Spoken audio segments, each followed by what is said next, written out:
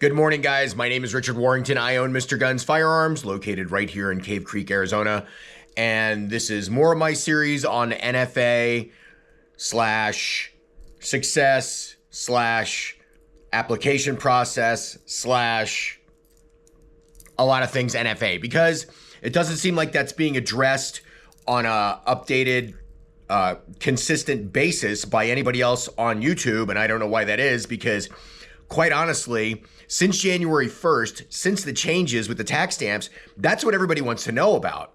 And I do my own submissions through my shop for my customers. They bring in their data, i.e. their pictures and their fingerprints, etc. And then I do the submissions. So what I'm looking at today is I wanted to run you guys through an SBR submission, okay? I did one yesterday. I had not done one yet. And the first thing I'm going to do here, I already checked for my suppressor approvals today. I have none.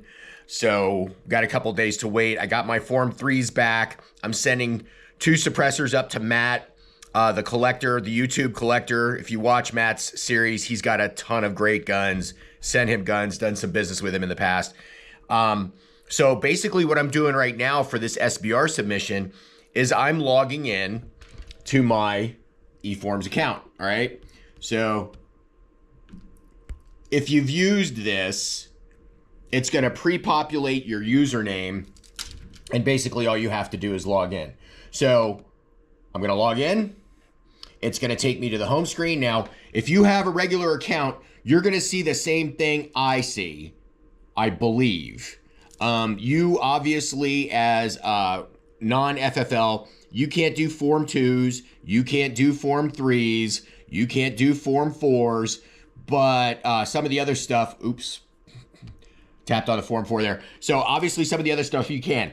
Form 5 we'll get into down the road. That's like if you have an inheritance kind of situation where somebody passes away in your family and they have some machine guns or some other NFA items, and you can take possession of those without a tax stamp fee. I don't even know if that applies anymore for Form 5s, but you can actually fill out a Form 5 and not pay the tax stamp to get that item from your family member. So like little old ladies who inherit machine guns or family members that inherit machine guns, you fill out a Form 5. You say, yeah, this is who I am. My dad had some machine guns and I'm going to take possession of them. You fill out a Form 5, no tax stamp, and you get the gun. So today, what we're going to do now, I'm filling this out as me, Richard Warrington. I'm not filling this out as Mr. Guns, okay? My login serves 2 purposes. It has my personal profile on it, and it also has Mr. Guns' profile on it. Okay? This can be kind of confusing. You don't have to worry about the dealer side of it. Right now, we're doing this as you, as I'm doing it as me, okay? So I'm going to go in and I'm going to click on Form 1.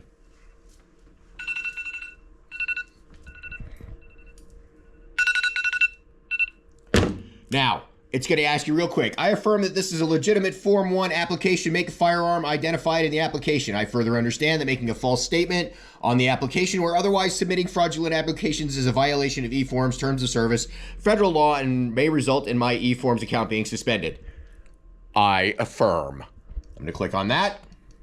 Application is being made by individual, trust, corporation, legal entity, government. I'm the individual. Click on individual, click next. And then there's a whole bunch of gobbledygook here. You can go down, you can read through this. You're going to click next on this.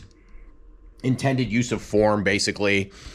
And then the next screen, whoops, sorry about that. The next screen is the application is being made by an individual, which has already been marked because you already did that on the first page. You're going to scan, like as you go through this process, you're going to scan all this to make sure you're cool with the information that you're putting in there. And then you can review the whole thing. These little steps at the top up here, they're called train stops. That's what they call them. Like you have to go through all the train stops to get to the end where the train terminates, right? The train ride terminates. So this is an application for an individual, me. So what I'm going to do is they still have all this tax. You have to put in the tax language, and that doesn't apply anymore. So as you go through this, you're going to see that some of that language still exists, just disregard it, okay? So it has an internal control number field down here at the bottom. Now, what I do on the dealer side of things is for an internal control number is I'll put the customer's name and then the name of the product. So Joe Smith suppressor, Joe Smith brand of suppressor, whatever, that keeps it clear. So for this one, I'm going to put in the internal control number is going to be SBR lower rich. Okay, so SBR lower rich. Now listen, the reason I'm going through this with you is to show you how easy it is. This is not hard. I used to have guys, like seasoned guys who had done a lot of submissions and a lot of applications. They would say, hey, can you go get me 5 Anderson lowers? Because I want to SBR them. And this is back. This is like back when it was taking like 12, 18 months. Get them the receivers. Receivers would come in. They would fill out their 4473 because they're normal receivers. They have not been classified as an SBR yet. And they would take them home and do the Form 1 themselves. And then it doesn't matter how long it was going to wait because now all these receivers are SBR, so they want to build them out down the road. Once they get the approval, they can build them however they want in SBR configuration, right? Now, because it's free, you can do the same thing and it's going to take less time. Theoretically, again, I have not done an SBR yet. I'm doing one right now. I've got SBRs in the shop. I either bought them that way or they were submitted prior to all the changes. No tax stamp. Now, I didn't pay the tax stamp because I registered them as my dealer, all right? Now I'm doing it as Rich. If Rich wanted to submit one, previously it was $200. Now there's no more $200. So if you have guns you want to SBR, I'm telling you right now, it's really simple, okay?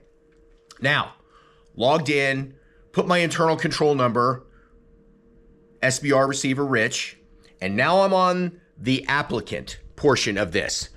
I am the applicant. It is already pre-populated all the fields because it's using my eForms profile, not Mr. Guns, because I picked individual, it's using Rich. All the fields are pre-populated. Boom, boom, boom, boom, boom. Has my address. And now I'm going to go down to the maker's questions. The maker's questions are very similar to 4473. Do you intend to make any firearm listed on this form for sale or other disposition to any other person? No. Go through the questions. No. No, no, no, no. As they apply to you, no, no, no. Are you a fugitive from justice? Are you an illegal alien? Are you an alien that has admitted? Did you renounce your citizenship? It's the same. It's very similar. It's not exactly the same. It's very similar to the 4473 questions that you answer when you go through and you get a firearm. So I go through all of these. I'm a U.S. citizen, blah, blah, blah. Next. Add a responsible person. I am the responsible person. You are the responsible person if you're filling this out. Owner, Richard Warrington, Arizona, Scottsdale, address. And then at the very end over here, you're going to see actions. Actions. Why it's called actions, I have no idea. It's a continuation of the form. Click on the little paper right there. I got the cursor on the little paper and I'm going to click on him. Now it takes you to this screen. This is all super scary if you've never been here before. And now we're clocking, and what it's going to do is it's going to pull up this screen and it's going to allow me to fill out the fields, okay? Now, why is it clocking? Because I'm making a video, of course. Like, it can't just like be easy, right? So this form, this field, you clicked on the little form and it's going to take you to this field. This is where you put in your picture. You put in your electronic fingerprints. You tell them what your birthday was. You tell them what country you were born in. You tell them what state you live in. You tell them what sex you are. And that is how you populate this field. Now, remember, this is the government website, okay? My TV's running over here. My phone's running just fine. But the government website cannot establish a connection. Why? Do not let this deter you. If you got something else you can do, go get a glass of tea, go take a leak. When you come back, hopefully, it'll be up and running.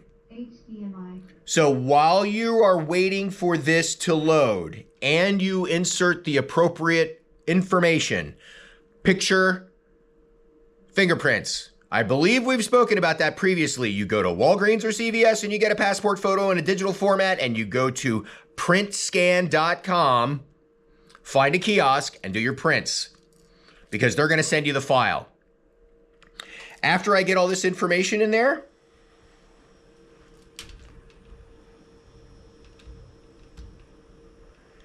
you're going to save and close, which is down here at the bottom, save and close. And you're going to go to the next screen. And when you go to the next screen, it's going to ask you for the firearm information. Again, you cannot screw this up. It's not difficult. I mean, I know it seems like, look, I've never done this before. No, I don't want to screw this up. Look, if you don't ever do it, you'll never get it done. If you comment below, let's say you're going through the process, right? You get to a point where you can't get any more and you don't know anybody who can help you out and you're not going to call the local gun store. You're going to go and what? You're going to leave me a comment and I'll tell you what to do next. All right. There are ways to make this go faster, okay? I hate to tell you, like, there's no like absolutes in this, okay? So I just had to, I won't even share it with you. I mean, I don't want to share you like the whole process. I just had to refresh the page, which took me back and put it in a draft format. And I just clicked it again and here's my draft. So I'm back to this screen. I got back to the screen. So like I was telling you before, you go through here. It's got a whole bunch of this stuff already saved because it knows my profile. I add my photo, pick my photo from my folder over here. Then I'm going to pick my fingerprints. I almost said fingernails. I'm going to pick my fingerprints. Here's my fingerprints. I'm going to add that. And then I'm going to save and close that window, okay? If you forget anything in here, if you do not do this the right way, it will not let you complete the form. So the next step is you go to local law enforcement. Okay, so the law enforcement page. In my case, it's Maricopa County Sheriff's Office. That's what I put in there. And then it asks you the name of the agency official. You put the county sheriff. Who's your county sheriff? You don't know? Look it up. Go to their website. Pick his name off of there. And what's his title? County sheriff. It asks you what the address is. For the headquarters is what I put. 550 West Jackson, Phoenix, 85003. You're going to have to put that in there because they want to know that you have an SBR. Now, if you call them up and you go, hey, I just completed this form. I'm supposed to send you a copy. Where do I send it? And they don't know. take your copy, send it to that address. Follow the rules. Do every step. Remember, you can always save this as a draft and go back later. Now, I have to add the firearm. Add firearm. Now remember, all these steps are at the top of the page up here. It goes step to step to step to step. I'm going to add the firearm. Now it's going to ask me more questions. Manufacturer name marked on the firearm. Put that in there. Verify the manufacturer. I mean, this is all pretty dummy proof, bro. Select manufacturer country. Okay, easy. Silencer, short barrel rifle, shotgun, AOW, or destructive device. And you pick, and you pick, and you pick, and you pick. And you go and you fill out the fields. Overall length of your SBR. If it's a receiver, you put in the receiver. It's only a receiver. There is no overall length. Etc., etc. Once you get all this information established, once you complete all this information, it takes you to the certify page. Once you get to the certify page, you put in your little PIN number and you hit OK. If you do not get to that page, you have done something wrong and it will tell you. You didn't put the responsible persons in. You didn't put the local law enforcement. You didn't put in your fingerprints. You didn't put in your date of birth, whatever. You have to fulfill and complete every step to be able to successfully submit your SBR. After you've completed that, now you wait. You do not put the stock on the gun. You do not get it lasered. You wait. And when it comes back, when you get it approved, now you can build this out. First, you get it lasered. We do lasering on a number of different locations. We try to make it as inconspicuous as possible. On a receiver, there are some blank areas. And if your laser person is really good, like mine is, she can laser it wherever I want. So what I did was I had her put, let's see if you can see that there. Yeah. Mr. Guns Firearms. This one is SBR'd to my license. This one is not SBR'd to me.